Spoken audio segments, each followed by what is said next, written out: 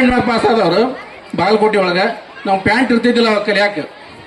ಅವಾಗ ನಮ್ಮ ತಂದೆಯವ್ರು ಹೇಳಿದ್ರು PUC ಅಡ್ಮಿಷನ್ ಮಾಡ್ಸಿನಪ್ಪ ಮಗಂದು, ಅವಾಗ ಹೋಗಿ ಒಂದು ಬಟ್ಟೆ ಗಿಟ್ಟಿ ಕೊಡಿಸ್ಕೊಂಡು ಬಾ ಅಂತ ಹೇಳ್ಕೊಂಡು ಅವ್ರ ಕೈಯಾಗ 500 ರೂಪಾಯಿ ನೋಟ್ ಕೊಟ್ಟು ಕಳಿಸಿದ್ರು. ಅವಾಗಿನ ಕಾಲದಾಗ 500 ರೂಪಾಯಿ ಅಂದ್ರೆ ಭಾಳ. ಅವಾಗ ನಾನು ಅಂಬರೀಷ್ ಅಣ್ಣವ್ರು ಅಂತೇಳಿ ವಿನಂತಿ ಮಾಡ್ಕೊಂಡೆ, ನನಗೊಂದು ವಾಚ್ ಬೇಕ್ರಿ ಅಂತ ಹೇಳಿ ಕೇಳಿದೆ. ಅವಾಗ ಅವರು ಶಾಣತನ ಮಾಡಿದ್ರು. ಒಂದು ಜೋಡ್ ಬಟ್ಟಿ ಚಲೋ ತಗೊಂಡ್ರು, ಒಂದು ಜೋಡ್ ಬಟ್ಟಿ ಬೇರೆ ಕಡಿಮೆ ರೇಟಿನ ಕಾಟನ್ ತಗೊಂಡ್ರು. ಅದ್ರೊಳಗೆ ಉಳಿದ ರೊಕ್ಕದೊಳಗೆ ಒಂದು watch ಕೊಡಿಸಿದ್ರು.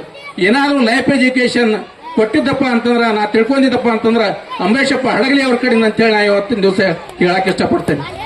ಜೀವನದೊಳಗೆ life education, financial education ಆಗಿ ಹೆಲ್ತ್ ಎಜುಕೇಶನ್ ನಮ್ಮ ಪಟ್ಟದೊಳಗಿಂದ ತೆಗೆದಾರೀಗ.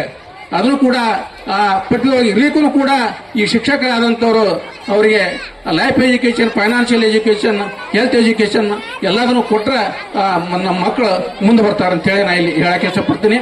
ಅದೇ ರೀತಿಯಾಗಿ ನಾನು ಹೆಮ್ಮೆಯಿಂದ ಪ್ರೀತಿಯಿಂದ ಶೋಭಾ ಹಡಗಲಿ ಅವರನ್ನ ಮತ್ತೊಮ್ಮೆ ವೇದಿಕೆ ಕರೆಸಿ ನಾನು ವೈಯಕ್ತಿಕವಾಗಿ ಅವರಿಗೆ ಸನ್ಮಾನ ಮಾಡಿ ಶುಭ ಹಾರೈಸಬೇಕಂತೇಳಿ ನನ್ನ ವೈಯಕ್ತಿಕ ಇಚ್ಛೆ ಐತೆ.